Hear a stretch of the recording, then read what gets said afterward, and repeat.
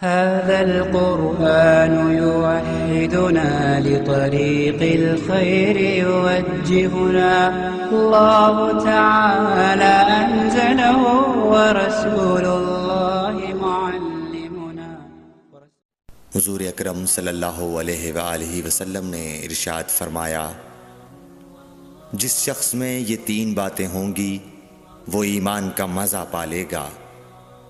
ایک یہ کہ وہ شخص جسے اللہ اور اس کا رسول ان کے ماں سوا سے زیادہ عزیز ہوں، اور دوسرے یہ کہ جو کسی بندے سے محض اللہ ہی کے لیے محبت کرے، اور تیسری بات یہ کہ جسے اللہ نے کفر سے نجات دی ہو پھر دوبارہ کفر اختیار کرنے کو وہ ایسا برا سمجھے جیسا آگ میں گر جانے کو برا جانتا ہے۔ صحیح بخاری حدیث نمبر 21۔